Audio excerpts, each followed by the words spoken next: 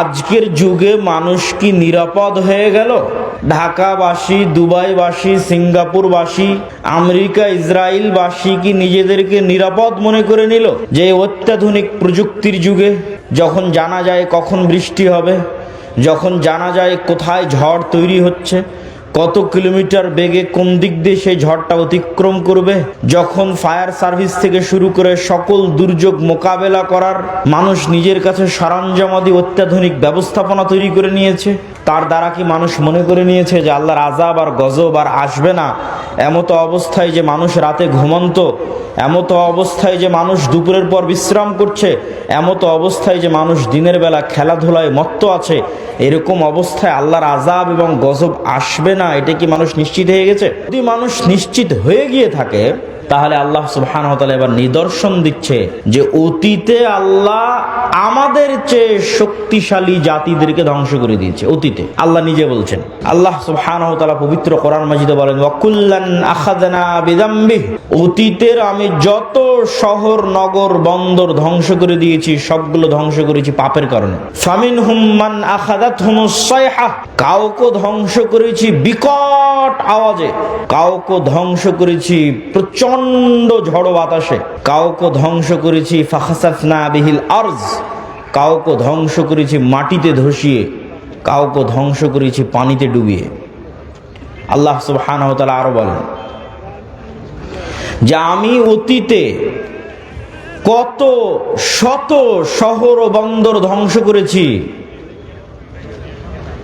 যারা অহংকারী হয়ে গেছিল, বাতিরাত মাঈশাতাহা, যাদের উন্নত লাইফস্টাইল, উন্নত জীবনযাপন, উন্নত সভ্যতা তাদেরকে অহংকারী করে তুলেছিল। তো তাদের ওই উন্নত শহর, উন্নত প্রযুক্তি, উন্নত সভ্যতাকে এমনভাবে ধ্বংস করে দিয়েছি যে তাদের ওই বসবাস করার জায়গা আর পরবর্তীতে বসবাসের যোগ্যই থাকেনি। আজকের যদি দুবাইয়ের উদাহরণ নেন, তো আল্লাহ অতীতের এরকম বহু দুবাই ধ্বংস করে দিয়েছে। আজকের যদি লস অ্যাঞ্জেলসের উদাহরণ নেন, তো এরকম বহু লস অ্যাঞ্জেলস আল্লাহ অতীতে ধ্বংস করে দিয়েছে, যেখানে উন্নত লাইফস্টাইল ছিল, যেখানেও একটা ফ্ল্যাট এবং একটা প্লট ক্রয় করার জন্য মানুষ কোটি কোটি টাকা ব্যয় করত। কিন্তু আল্লাহ বলছে আমি কেমনভাবে ধ্বংস করেছি যে আর পরবর্তীতে বসবাসেরই যোগ্য থাকেনি, এইভাবে ধ্বংস করে দিয়েছে।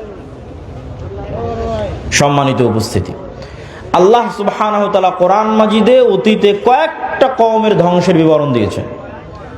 আমি সংক্ষিপ্তভাবে আপনাদের সামনে তুলে ধরব। নূহ আলাইহিস সালাতু ওয়াস সালামের কওমের ধ্বংসের বিবরণ দিয়েছেন, লূত আলাইহিস সালাতু ওয়াস সালামের কওমের ধ্বংসের বিবরণ দিয়েছেন, আদ জাতির ধ্বংসের বিবরণ দিয়েছেন, সামুদ জাতির ধ্বংসের বিবরণ দিয়েছেন, ফেরাউনের ধ্বংসের বিবরণ দিয়েছেন, কারুনের ধ্বংসের বিবরণ দিয়েছেন। নূহ আলাইহিস সালাতু ওয়াস সালামকে আল্লাহ সুবহানাহু ওয়া তাআলা তার কওমের নিকটে পাঠিয়েছিলেন তাওহীদের দাওয়াত নিয়ে, আর তিনি দাওয়াতি কাজ করেছেন 50 বছর কম 1000 বছর, আলফা সানাহ ইল্লা 50। কোরআনের আয়াত যে 1000 বছর দাওয়াতি কাজ করেছে, 50 বছর কম, 950 বছর। তো যখন এই দাওয়াতি কাজে তার কওম বিরক্ত হয়ে গেছে, তখন তার কওম বলতেছে, ইয়া নূহ, হে নূহ, তুমি অনেক আমাদেরকে ডিস্টার্ব দিয়েছ, ফাতিনা বিমা তাইদুনা, তো এতদিন যে 950 বছর আমাদের ভয় দেখালে যে এটা না করলে আল্লাহর আযাব এবং গজব আসবে, তো আজকে আল্লাহর সে আযাব এবং গজব নিয়ে আসো যদি তুমি সত্যবাদী হও। নাউজুবিল্লাহ।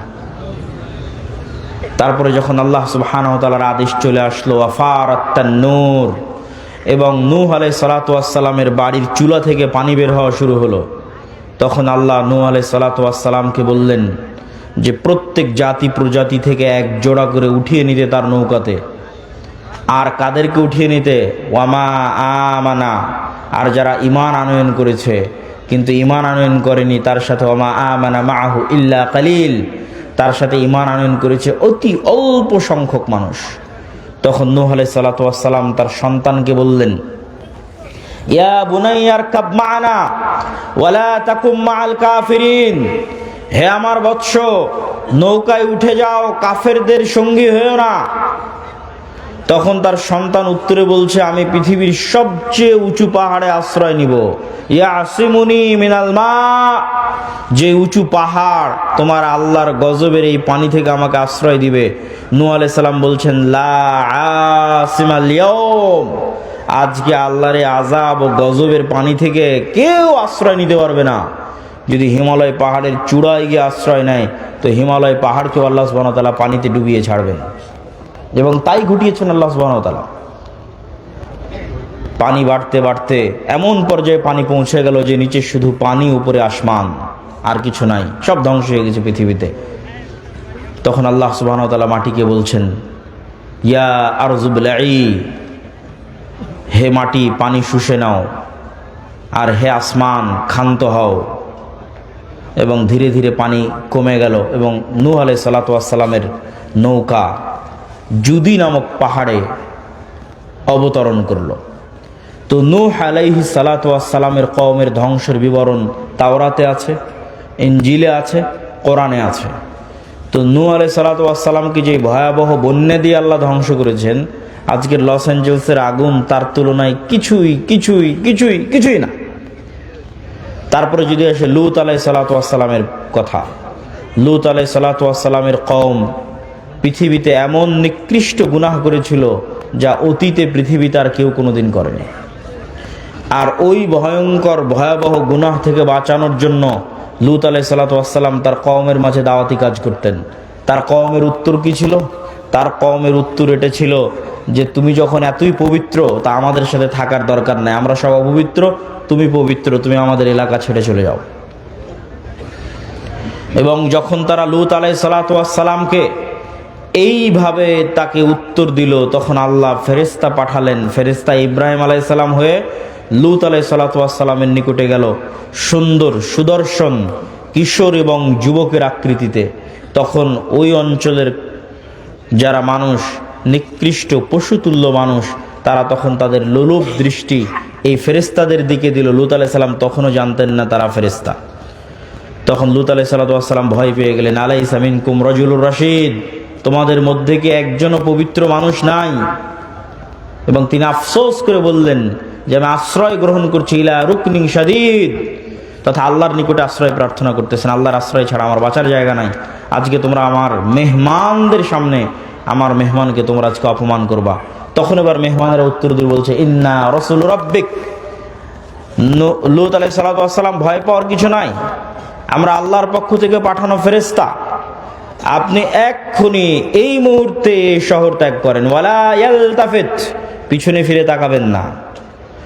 তাদের লাস্ট টার্গেট হচ্ছে মাউইদুহুমুস সুবহ, সকাল, সকালে ধ্বংস হয়ে যাবে। আলাইসা সুবহু করিব, সকাল কি অতি নিকটে নয়? সকাল হওয়ার আগে শহর ত্যাগ করেন, পিছনে ফিরে তাকাবেন না, স্ত্রীকে সাথে নেবেন না, সেও তাদের অন্তর্ভুক্ত হবে, আযাবের অন্তর্ভুক্ত হবে। এবার আল্লাহ বলছে, জাআলনা আলিয়াহা সাফিলাহা, ওই শহরকে আমি কি করলাম জানো? ওই শহরকে এইভাবে উল্টিয়ে দিলাম, তার উপর অংশ করে দিলাম নিচে, নিচের অংশ করে দিলাম উপরে। ওয়া আরসালনা আলাইহিম হিজারাতাম মিন সিজিল, আর তাদের উপর পাঠাতে থাকলাম আসমান থেকে আগুনের পাথর বৃষ্টি। আগুনের পাথর বৃষ্টি আসমান থেকে পাঠাতে থাকলাম, শহরকে উল্টিয়ে দিলাম। তো এই যে ভয়ঙ্কর ভয়াবহ গজব আল্লাহ নাজিল করলেন, তার তুলনায় এই লস অ্যাঞ্জেলসের আগুন কিছুই নয়। এবার 3 আদ জাতি, আর আমি আদ জাতির নিকটে পাঠিয়েছি আখাহুম হুদ, তাদের ভাই হুদকে। আমি আদ জাতির নিকটে পাঠিয়েছি হুদ আলাইহিস সালাতু ওয়াস সালামকে। আর এই প্রত্যেক নবীর দাওয়াত কমন ছিল, ইয়া কওমি ইবুদুল্লাহ, হে আমার কওম আল্লাহর ইবাদত করো, আল্লাহ ব্যতীত ইবাদতের যোগ্য কেউ নাই। তো আদ জাতি কি উত্তর দিল? আদ জাতিকেও হুদ আলাইহিস সালাতু ওয়াস সালাম বলেছিলেন, আল্লাহর ইবাদত না করলে আল্লাহর গজব আসবে। তখন আদ জাতি উত্তরে বলেছিল, মান আশাদ্দু মিন্না কুওয়া, হুদ তুমি আমাদেরকে আল্লাহর আযাবের গজবের ভয় দেখাও। তুমি বলো তো এই পৃথিবীতে আমাদের চেয়ে কেউ শক্তিশালী আছে? আমাদের চাইতে এই পৃথিবীতে কেউ কি শক্তিশালী আছে যে তুমি আমাদেরকে গজবের ভয় দেখাও, আযাবের ভয় দেখাও? তো মজাকের কথা যে আদ জাতির উপর গজব আসবে, যেমন আমাদের কাছে মজাক মনে হতে পারে আজকের পৃথিবীর সবচেয়ে শক্তিশালী রাষ্ট্র ইসরায়েল, সবচেয়ে শক্তিশালী রাষ্ট্র আমেরিকা, তাদের উপর আবার কি আসতে পারে আর তাদেরকে কে আবার ক্ষতিগ্রস্ত করতে পারে? ঠিক যেভাবে আদ জাতি বলেছিল মান আশাদ্দু মিন্না কুওয়া, তখন আল্লাহ বলেছিলেন আওয়ালাম ইয়ারাও, তারা কি জানে না আন্নাল্লাহাল্লাযী খালাকাহুম, যে তারা যতই শক্তিশালী হোক, যতই উন্নত সভ্যতার হোক, তার শক্তি বাড়তে বাড়তে বাড়তে বাড়তে পৃথিবীর মানুষের শক্তি সভ্যতার যদি শেষ সীমায় পৌঁছে যায়, তবুও লাস্ট রেজাল্ট হচ্ছে আল্লাহ তাদের সৃষ্টিকর্তা আর ওরা সৃষ্টিজীব। তো শক্তি কার বেশি হবে? আল্লাহ, সৃষ্টিকর্তার বেশি হবে। এটাই যুক্তির কথা, এটাই লজিকের কথা। তো আমেরিকা ইসরায়েলের শক্তি যতই বেশি হোক, আল্লাহ সুবহানাহু ওয়া তাআলা আমেরিকা এবং ইসরায়েলের যদি সৃষ্টিকর্তা হন, তাহলে দিন শেষে শক্তি কার বেশি? আল্লাহর বেশি। তখন আদ জাতিকে আল্লাহ সুবহানাহু ওয়া তাআলা ধ্বংস করলেন বিরিহিন সরসরিন আতিয়াহ, প্রচণ্ড ঝড়ো বাতাস এবং প্রচণ্ড ঠান্ডা, প্রচণ্ড ঝড়ো বাতাস এবং প্রচণ্ড ঠান্ডা। আর এই প্রচণ্ড ঝড়ো বাতাস আর প্রচণ্ড ঠান্ডা বাতাস চলল 1 সপ্তাহ ব্যাপী, এবং এই 1 সপ্তাহ ব্যাপী প্রচণ্ড ঝড়ো বাতাসে তারা হয়ে গেল গোড়া কাটা খেজুর গাছের ন্যায়। যারা বলেছিল তারা পৃথিবীর সবচেয়ে শক্তিশালী, তৎকালীন যুগের সবচেয়ে উন্নত, সবচেয়ে সভ্য নগরীকে আল্লাহ সুবহানাহু ওয়া তাআলা ধ্বংস করে দিলেন। এবার আসি সামুদ জাতির কথা। সামুদ জাতির নিকটে আল্লাহ পাঠিয়েছিলেন তাদের ভাই সালেহকে। সালেহ আলাইহিস সালাতু ওয়াস সালাম একই কথা তার কওমকে বললেন, আর তার কওমকে আল্লাহর নিদর্শন হিসেবে পেশ করলেন নাকাতুল্লাহ, আল্লাহর উটনি। এই আল্লাহর উটনি আল্লাহর জমিনে চলবে, তোমরা একে ক্ষতি করার চেষ্টা করিও না, ক্ষতি করলে আল্লাহর গজব আসবে। ওয়ালাহা শিরবুম মালুম, 6 দিন তোমাদের জন্য কুয়ায় পানি পানের, একদিন আল্লাহর উটনির জন্য। যেই দিন আল্লাহর উটনি পানি পান করবে, সেই দিন উটনি থেকে এই পরিমাণ দুধ হতো যে সমগ্র সামুদ জাতি সেই দুধ দহন করে নিয়ে খেয়ে বাড়িতে নিয়ে শেষ করতে পারতো না। আল্লাহু আকবার। কিন্তু এই নিয়ামত তাদের সহ্য হয়নি, তারা অহংকারী। অহংকারী হয়ে সালেহ আলাইহিস সালাতু ওয়াস সালামকে বলছে ফাআকারুহা, কেটে নিয়ে, উটনির পা কেটে নিয়ে সালেহ আলাইহিস সালাতু ওয়াস সালামকে বলছে ফাতিনা বিমা তাইদুনা, আযাবের ভয় দেখাতে এই যে তোমার আল্লাহর উটনির পা কেটে নিয়েছে, এবার আযাব নিয়ে আসো। কোথায় আযাব? আযাব নিয়ে আসো। ফাআখাযাতহুমুস সাইহা, কোথাও এসেছে ফাআখাযাতহুমুর রাজফা, বিকট আওয়াজ, এমন বিকট আওয়াজ যে বিকট আওয়াজে তারা হয়ে গেল ওয়াহুম জাসিমিন। মুফাসসিরিনে কেরাম লিখছেন জাসিমিনের অর্থ যে যে যেখানে যে অবস্থায় ছিল সে অবস্থায় থেকে গেল। কেউ চা পান করছিল তো চা হাতে নিয়ে ওভাবেই থেকে গেল, বিকট আওয়াজের সাথে সাথে ওভাবেই মৃত্যুও হয়ে গেছে, ওভাবে থেকেও গেছে। কেউ দৌড়াচ্ছিল, ও দৌড়ানো অবস্থায় থেকে গেছে। কেউ খাবার খাচ্ছিল, খাবার খাওয়া অবস্থায় থেকে গেছে। কেউ গোসল করছিল, গোসল অবস্থায় থেকে গেছে। ওয়াহুম জাসিমিন, এক বিকট আওয়াজে পৃথিবীর তৎকালীন পৃথিবীর সবচেয়ে শক্তিশালী সম্প্রদায় এক বিকট আওয়াজে ইনস্ট্যান্ট যে যেখানে যে অবস্থায় ছিল সেভাবে থেকে গেছে, দুনিয়া থেকে বিদায় নিয়ে নিয়েছে। এই ছিল সামুদ জাতির ঘটনা। সম্মানিত উপস্থিতি, নূহ আলাইহিস সালাতু ওয়াস সালাম, লূত আলাইহিস সালাতু ওয়াস সালাম, আদ জাতি, সামুদ জাতি, এই 4টে বড় বড় জাতিকে আল্লাহ সুবহানাহু ওয়া তাআলা 4টে ভিন্ন ভিন্ন ধরনের আযাব দিয়ে ধ্বংস করে দিয়েছেন। আর আল্লাহ আরো বলেছেন আফা আমিনা আহলুল কোরা, আজকের যুগের মানুষেরা কি নিজেকে নিরাপদ মনে করে নিয়েছে যে আল্লাহর আযাব ও গজব আসবে না? যদি নিরাপদ মনে করে নিয়ে থাকে তাহলে তারা যেন তাদের ভুলকে সংশোধন করে নেয়। আল্লাহর আযাব এবং গজব যে কোনো মুহূর্তে আসতে পারে, যে কোনো সময় আসতে পারে। আর লস এঞ্জেলস ক্যালিফোর্নিয়ায় যে আগুন জ্বলতেছে, এইরকম আগুনে যদি সারা পৃথিবীও জ্বলে যায় তবুও হক হবে। এই জন্য হক হবে যে সারা পৃথিবীর মানুষের চোখের সামনে, সারা পৃথিবীর সকল রাষ্ট্রনেতার সামনে, BBC, CNN, Al Jazeera, TV channel, Facebook, YouTube সব লাইভের সামনে 60,000 নিরস্ত্র নিরীহ মানুষকে গাজায় হত্যা করা হয়েছে। সারা পৃথিবীর সব রাষ্ট্রপ্রধান দেখেছে, সারা পৃথিবীর সব মানুষ দেখেছে। সবার পক্ষে সম্ভব ছিল এই মহা হত্যাযজ্ঞ আটকানোর, কিন্তু তারা এই মহা হত্যাযজ্ঞ আটকাতে যায়নি, আটকানোর চেষ্টা করেনি। তাদেরকে এর জবাব দিতে হবে।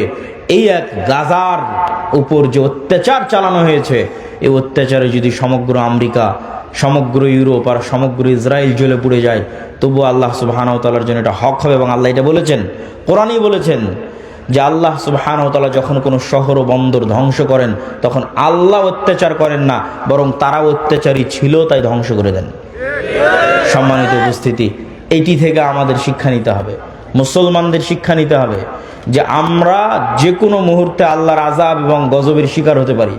যে অশ্লীলতা, যেই বেহায়াপনায় লূত আলাইহিস সালাতু ওয়াস সালামের কওম ধ্বংস হয়েছিল, ওই বেহায়াপনা, ওই অশ্লীলতাও বাংলাদেশে ঢুকানোর চেষ্টা করতেছে শয়তানের দোসরেরা।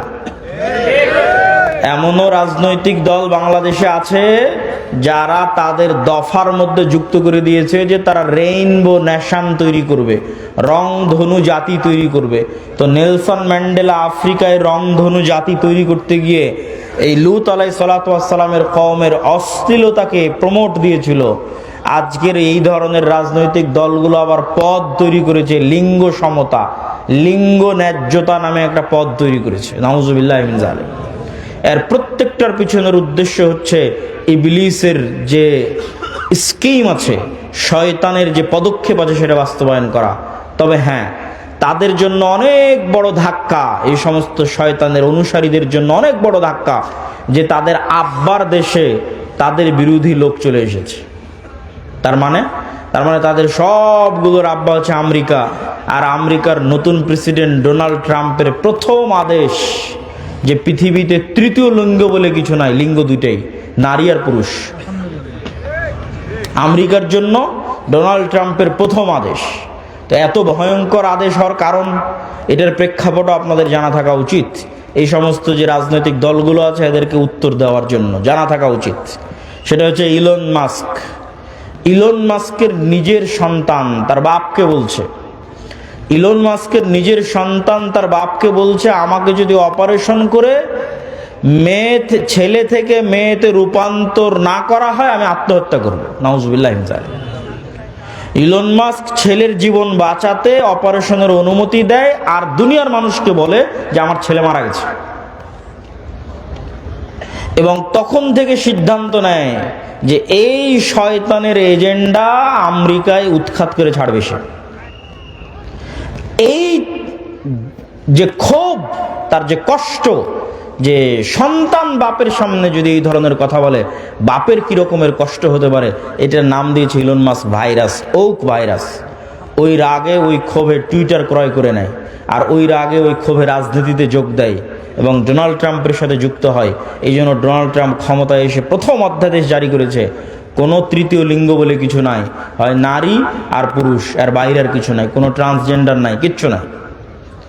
এখান থেকে আমাদের শিক্ষা নেওয়ার আছে যে আমাদের দেশে যারা অতি সেকুলার হয়ে, অতি উদার হয়ে মুসলিম দেশে রাজনীতি করবে, অথচ রেইনবো নেশনের নামে রাজনীতি করবে, লিঙ্গ সমতার নামে পদ তৈরি করে রাজনীতি করবে, এদের রাজনীতি করার অধিকার বাংলাদেশে নাই।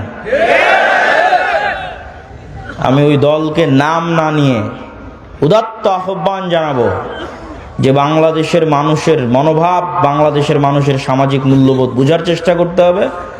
আল্লাহর চেয়ে শক্তিশালী কেউ নয়। আদ সামুদ জাতি ধ্বংস হয়ে গেছে, নূহ আলাইহিস সালাতু ওয়াস সালামের কওম, লূত আলাইহিস সালাতু ওয়াস সালামের কওম ধ্বংস হয়ে গেছে। অশ্লীলতা ছড়াতে চাইলে ধ্বংস হয়ে যেতে হবে। বক্তব্যের দ্বিতীয় অংশ, বক্তব্যের প্রথম অংশ শেষ, বক্তব্যের দ্বিতীয় অংশ, ইসলামী রাষ্ট্র। ইসলামী রাষ্ট্র প্রতিষ্ঠা করার বিষয়টা এখন বাংলাদেশে অন্যতম একটি আলোচিত ইস্যু।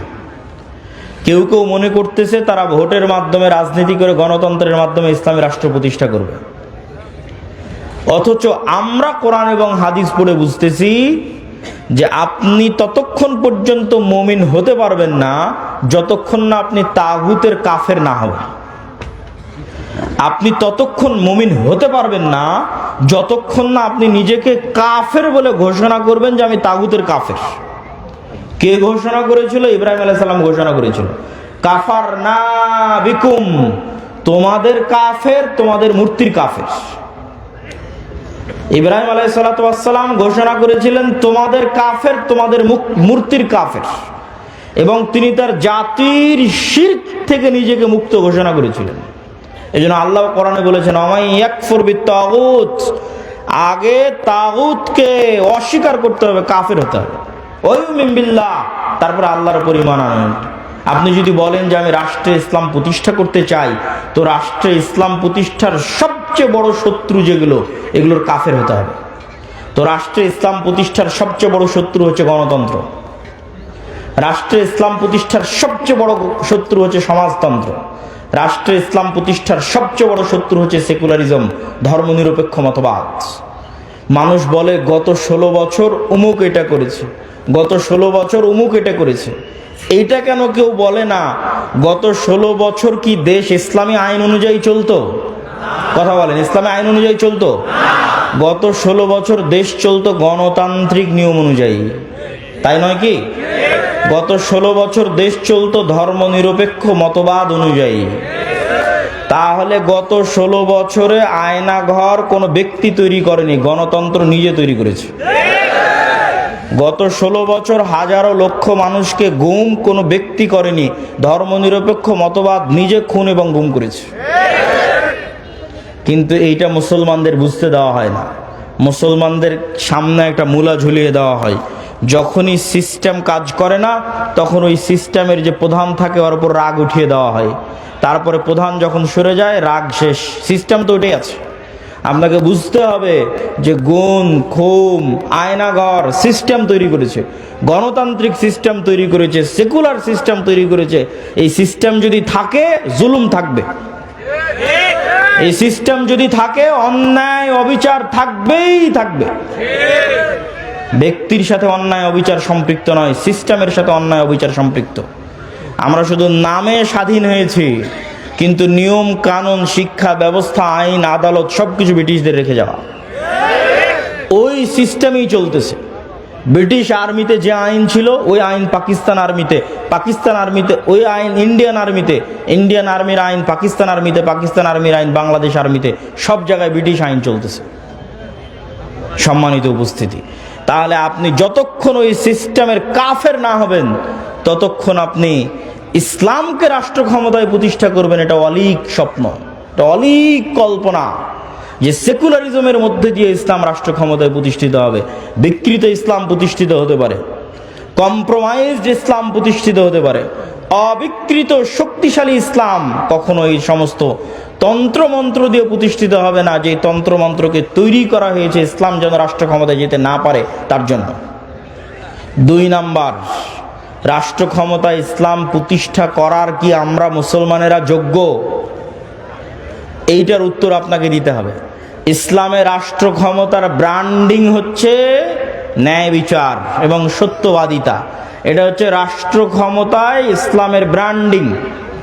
মোহাম্মদ বিন কাসেম যখন সিন্ধুতে অভিযান করে, তারেক বিন জিয়াদ যখন স্পেনে অভিযান করে, ইতিহাস ঘেটে দেখেন যে সিন্ধুতে অভিযান করেছে ইসলাম প্রচারের জন্য না অন্যায় দূর করার জন্য? স্পেনে অভিযান করেছে, সিন্ধুতে অভিযান করেছে ইসলাম প্রচারের জন্য না অন্যায় দূর করার জন্য? ইতিহাস ঘেটে দেখবেন যে প্রত্যেকটা আক্রমণাত্মক যুদ্ধ হয়েছে ওই অঞ্চলের অত্যাচারিত মাজলুম মানুষকে মুক্তি দিয়ে তাদের মধ্যে ন্যায় প্রতিষ্ঠা করার জন্য। এমনকি বাংলাদেশে ইখতিয়ার উদ্দিন মোহাম্মদ বিন বখতিয়ার খিলজি থেকে শুরু করে শাহজালাল থেকে শুরু করে যারাই বাংলাদেশে অভিযান পরিচালনা করেছে তাদের প্রত্যেকের উদ্দেশ্য ছিল বাংলাদেশের মানুষকে জুলম থেকে মুক্তি দেওয়া। এই একই কথা রাসূলুল্লাহ সাল্লাল্লাহু আলাইহি ওয়াসাল্লাম ঈসা আলাইহিস সালাতু ওয়াস সালামের ক্ষেত্রে বলে গেছেন যে ঈসা আলাইহিস সালাম যখন রাষ্ট্রনেতা হবেন তখন হাকামান মুকসিতা, সারা পৃথিবীতে ন্যায় বিচার প্রতিষ্ঠা করবেন। এটা হচ্ছে ইসলামের ব্র্যান্ডিং, যে ইসলাম রাষ্ট্র ক্ষমতায় গেলে ন্যায় বিচার প্রতিষ্ঠা হবে। তাহলে প্রশ্ন হচ্ছে, মুসলমান যদি নিজে ন্যায়পরায়ণ না হয় কিভাবে সে রাষ্ট্র ক্ষমতায় ন্যায় বিচার প্রতিষ্ঠা করবে? আপনাকে আমি আরো উদাহরণ দিয়ে বুঝাই, এখানে আপনারা উপস্থিত আছেন, উদাহরণগুলো বুঝবেন। বাবা মারা গেছে, বোন বাবার সম্পত্তিতে যা সম্পদ পাবে আপনি ন্যায়ের সাথে সেটি বুঝিয়ে দিয়েছেন কিনা। প্রশ্ন, আপনি আপনার আশেপাশের পাড়া প্রতিবেশী সবার দিকে তাকিয়ে দেখেন যে সে ন্যায়ের সাথে বুঝিয়ে দিয়েছে কিনা। একদল পাবেন দেয়নি, একদল পাবেন যদি দিয়ে থাকে তো দামি জমিটা নিজের কাছে রেখেছে, বিলের জমিটা বোনকে দিয়েছে। তাহলে এই যে ব্যক্তি যে সামান্য তার পরিবারে তার বোনের উপর ন্যায় প্রতিষ্ঠা করতে পারলো না, ওই ব্যক্তিকে যদি রাষ্ট্র ক্ষমতা দেওয়া হয় তাহলে গত 16 বছর যা দুর্নীতি হয়েছে তার চেয়ে বেশি দুর্নীতি করবে। গত 16 বছর যা জুলুম হয়েছে তার চেয়ে বেশি জুলুম করবে। ওকে দিয়ে কখনো রাষ্ট্র ক্ষমতা ইসলাম প্রতিষ্ঠিত হবে না, কেননা রাষ্ট্র ক্ষমতা ইসলাম মানে ন্যায় বিচার প্রতিষ্ঠা হওয়া। তো সে তো দুর্নীতিগ্রস্ত, সে কিভাবে ন্যায় বিচার প্রতিষ্ঠা করবে? আপনি সমাজে তাকিয়ে দেখেন যে প্রত্যেকটা সেক্টরে সেক্টরে, এলাকায় এলাকায়, সমাজে সমাজে যৌতুকের ভিত্তিতে বিবাহ হচ্ছে। যৌতুকের ভিত্তিতে বিবাহ অন্যায়, মানুষের প্রতি অন্যায়। আমি এখন ন্যায় এবং অন্যায় বলতে সালাত সিয়ামের অন্যায় বুঝাচ্ছি না, এক মানুষের সাথে আর এক মানুষের প্রতি অন্যায়। তো যে যৌতুকের ভিত্তিতে যেই পরিবার বিবাহ করছে, যৌতুকের ভিত্তিতে যেই বিবাহে পুরো এলাকা, পুরো গ্রাম, কাজী, আলেম, হুজুর, হাজি সব অংশগ্রহণ করতেছে, এই আলেম, এই কাজী, এই হুজুর আর এই বিবাহকারী পাত্র আর এই বিবাহকারী ছেলে পক্ষ, এদেরকে রাষ্ট্র ক্ষমতায় দেওয়া হলে এরা গত 16 বছরের চেয়ে বড় দুর্নীতিবাজ হবে। কেন? ও সামান্য একটা মেয়ের প্রতি ন্যায় করতে পারছে না, সামান্য তার স্ত্রীর প্রতি ন্যায় করতে পারছে না, তাহলে এটা কেমনে সম্ভব যে সে রাষ্ট্র ক্ষমতায় বসে 16 কোটি 18 কোটি মানুষের প্রতি ন্যায় করবে? অসম্ভব। তো এই জন্য যদি মুসলমানেরা বলে যে আমাদের রাষ্ট্র ক্ষমতা দরকার, তাহলে মুসলমানদেরকে আগে উন্নত পার্সোনালিটি, উন্নত ব্যক্তিত্ব এবং ন্যায় পরায়ণ যে ব্যক্তিত্ব যা নবীদের ছিল, যা রাসূলদের ছিল, সেই ন্যায় পরায়ণ ব্যক্তিত্ব অর্জন করতে হবে, ন্যায় বিচার প্রতিষ্ঠা করার সক্ষমতা অর্জন করতে হবে। আপনি ইসলামী দলে যান, সংগঠনে যান, মসজিদে যান, মাদ্রাসায় যান, যত বিভেদ বিভক্তি আছে সেখানে যান, প্রত্যেকটা জায়গায় দেখবেন অন্যায় জড়িত। ইসলামী দলের আমির ওই কর্মীকে পদ দিয়েছে যে বেশি চামচামি করে, আর যে রাত দিন পরিশ্রম করেছে ওকে বের করে দিয়েছে। তাহলে সে তার দলে ন্যায় প্রতিষ্ঠা করতে পারেনি, ও রাষ্ট্রে কিভাবে ন্যায় প্রতিষ্ঠা করবে? জালেম। জুলম কখনো ইসলামী রাষ্ট্রের মানদণ্ড হতে পারে না, ন্যায় ইসলামী রাষ্ট্রের মানদণ্ড। আর সত্যবাদিতা, আপনি মুসলমানদের কাছে যান, ইউরোপ এবং আমেরিকায় বসবাসরত মুসলমান, অধিকাংশ মুসলমান তাদের কাফের রাষ্ট্রের কাছে, খ্রিস্টান রাষ্ট্রের কাছে মিথ্যা বলে অতিরিক্ত টাকা নিচ্ছে। মুসলমান মিথ্যা বলছে, সে নামাজ পড়ে, বলছে আমি কালেমা পড়ি, আশহাদু আল্লা ইলাহা ইল্লাল্লাহ বলে, আশহাদু আন্না মুহাম্মাদুর রাসূলুল্লাহ বলে, কিন্তু সেই মুসলমান মিথ্যা বলছে আর এক কাফেরের কাছে একটু টাকা বেশি নেওয়ার জন্য পুরো জীবনটা মিথ্যার উপর পার করে দিচ্ছে। আপনাদের এই নরসিংদী, নারায়ণগঞ্জ, রূপগঞ্জ অঞ্চলেও যেহেতু কিছুদিন থেকে থাকা হচ্ছে, সেহেতু দেখতেছি নির্বাচনের সময় মানুষ 2 এমপি পদপ্রার্থীর থেকে টাকা নিয়ে বলেছে তাকে ভোট দিবে। তার মানে সে মিথ্যুক। তাহলে একজন মিথ্যুক মানুষ কিভাবে নেতা হবে? একজন মিথ্যুক মানুষ কিভাবে দেশ ও জাতির দায়িত্ব নিবে? এটা অসম্ভব। আজকের যুগের মুসলমানদের ব্যক্তিত্ব মক্কার কাফের মুশরিকদের ব্যক্তিত্বের চাইতে নিম্নমানের। কিভাবে? এখনই আলোচনা শুনলেন আবু তালেব কাফের, আবু তালেব মুশরিক, কিন্তু একটা প্রমাণ দেখান দেখি যে আবু তালেব কোনোদিন মিথ্যা বলেছে। আবু তালেব কোনোদিন তার মুখের ওয়াদা রক্ষা করেনি। মুখের কথা রক্ষা করতে গিয়ে 3 বছর, মুখের কথা রক্ষা করতে গিয়ে 3 বছর ভাতিজার সাথে না খেয়ে জীবন পার করেছে। তার নাম আবু তালেব। মানে রক্তে নেতৃত্বের গুণ আছে। রক্তে কিসের গুণ আছে? নেতৃত্বের গুণ আছে। মিথ্যা বলে নেতা হওয়া যায় না, কথা রক্ষা না করে নেতা হওয়া যায় না। আবু তালেব নেতা, he is a by born leader, জন্মগত নেতা। জন্মগত নেতা দেখে মুখের কথার দাম রক্ষা করার জন্য ভাতিজার সাথে 3 বছর না খেয়ে জীবন পার করে দিয়েছে। আবু সুফিয়ান নেতা, লিডার, নেতৃত্বের যোগ্যতা আছে, কাফের মুশরিক, কিন্তু ব্যক্তিত্ব আছে। তার চিরন্তন শত্রুর বিরুদ্ধে মিথ্যা বলেনি। হিরাক্লিয়াসের দরবারে দাঁড়িয়ে আপনার একটা রাজনৈতিক দলের নেতাকে জিজ্ঞেস করেন, তার বিপরীত রাজনৈতিক দল সম্পর্কে যা বলবে 16 আনাই মিথ্যা। এই পুরো গণতান্ত্রিক রাজনীতি দাঁড়িয়ে আছে মিথ্যার উপর, পুরো গণতান্ত্রিক সিস্টেম দাঁড়িয়ে আছে মিথ্যার উপর। মিথ্যা না বললে গণতন্ত্র চলে না, মিথ্যা না বললে গণতন্ত্রে নেতা হওয়া যায় না, মিথ্যা এবং দুর্নীতি না করলে গণতন্ত্রে নিজের গদি টিকিয়ে রাখা যায় না। গণতন্ত্র সিস্টেমটাই এমন যে সিস্টেম আপনাকে মিথ্যা বলতে বাধ্য করবে। তো মিথ্যা বলে আপনি কিসের নেতা হবেন, কিসের রাষ্ট্রে ইসলাম প্রতিষ্ঠা করবেন? অন্যায় করে মিথ্যা বলে রাষ্ট্রে ইসলাম প্রতিষ্ঠা করা সম্ভব নয়। মুসলমানরা যদি বলে যে আমরা রাষ্ট্রে ইসলাম প্রতিষ্ঠা করতে চাই, তাহলে আগে মুসলমানদেরকে দায়িত্ব নিতে হবে যে তারা ইনজাস্টিস, অন্যায়ের বিরুদ্ধে শক্ত থাকবে। যেমন আজকে নরসিংদীর যুবকেরা যদি বলে যে হ্যাঁ তারা রাষ্ট্রে ইসলাম প্রতিষ্ঠা করতে চায়, তাহলে তুমি আগে নিশ্চিত করো যে তোমার নরসিংদীর নোয়াগাঁওয়ে কোথাও যেন একটা মেয়েরও যৌতুকের ভিত্তিতে বিবাহ না হয়। জুলম হবে, আর মুসলমান চাইয়ে দেখবে ওই মুসলমানকে আল্লাহ নেতা বানাবে, নাউজুবিল্লাহ মিন যালিক। জুলম হবে, মুসলমান চাইয়ে দেখবে আর সেই মুসলমানকে আল্লাহ নেতা বানাবে ইসলামের নামে। আস্তাগফিরুল্লাহ আল আযীম। তুমি যদি বলো রাষ্ট্রে ইসলাম প্রতিষ্ঠা করতে চাই, তো ওখানে মৃত্যুবরণ করেছে, ওই মৃত্যুর জানাজায় উপস্থিত হয়ে ওর মেয়েকে তার সম্পত্তি বুঝিয়ে দিতে বাধ্য করে তারপর উঠে আসো। ডিসেন্ট্রালাইজেশন, কেন্দ্রীয় রাষ্ট্র ক্ষমতাকে ডিসেন্ট্রালাইজেশন করো, বিকেন্দ্রীকরণ করো, নিজের পরিবার, নিজের সমাজে ন্যায় প্রতিষ্ঠা করো। একবার ন্যায় প্রতিষ্ঠা করার সংগ্রামে নেমে গেলে আল্লাহ তোমাকে রাষ্ট্র ক্ষমতা এমনি দিয়ে দিবে ইনশাআল্লাহ।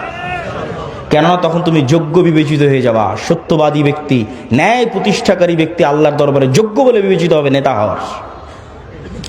আর যদি ওই কম্প্রোমাইজ করার স্বভাব না থাকে, যে গণতন্ত্রের সাথে কম্প্রোমাইজ, সমাজতন্ত্রের সাথে কম্প্রোমাইজ, সেকুলারিজমের সাথে কম্প্রোমাইজ, ধর্ম বিক্রি করে দেওয়ার সাথে কম্প্রোমাইজ, নিজের দিনের উপর আত্মবিশ্বাস নাই, তখন আমি শিখতে বলেছি যুবকেরা, নিজের দিনের উপর আত্মবিশ্বাস ফিরিয়ে আনতে তোমরা দুটো জাতিকে দেখবা, একটা ইহুদি আর একটা হিন্দু। দূরের কথা বাদ দিলাম, আজকে পার্শ্ববর্তী দেশ ভারতের কথাও যদি ধরি, যে বিজিবি এবং বিএসএফ এর সীমান্তে যে গন্ডগোল, এই গন্ডগোল নিয়ে ফেসবুকে যুবকেরা লেখালেখি করছে, হাসি ঠাট্টা ট্রল করছে যে ভারতের হিন্দুরা গরুর মূত্র পান করে, এটা নিয়ে হাসি ঠাট্টা এবং ট্রল। তো আমার কথা হচ্ছে, ভারতের ওই হিন্দু যে গরুর মূত্র পান করে, আর গরুর মূত্র পান করা একটা ভ্রান্ত কাজ হলেও এই ভ্রান্ত কাজের উপর ওর বিশ্বাস কত অটল, ওর বিশ্বাস কত অবিচল, যে একটা ভ্রান্ত কাজকে রাষ্ট্র পর্যন্ত প্রতিষ্ঠিত করেছে। আর তুমি কত বড় মরদ, কত বড় সাহসী, যে তোমার নবীর সুন্নাত না তোমার জীবনে, না তোমার বাড়িতে, না তোমার পরিবারে, না তোমার রাষ্ট্রে, তো তুমি কিসের সাহসী, কিসের বীর পুরুষ? বীর পুরুষ সেই যে তার নিজের দিনের উপর অটল। ইহুদিদেরকে দেখে আসো যে তার দিনের কোনো একটা বিষয়ে ছাড় দেয় কিনা। সারা পৃথিবীতে সুদী অর্থনীতির গুরু তারা, অথচ নিজেরা কোনোদিন সুদ নেয় না, নিজেরা কোনোদিন সুদী লেনদেন করে না। কেন? তারা জানে সুদ মানুষকে গোলাম বানায়, সুদ মানুষকে কৃতদাস বানায়। আল্লাহর নবী নিজে সুদ মানুষকে যে গোলাম বানায়, কৃতদাস বানায়, তার দলিল দিয়ে গেছে।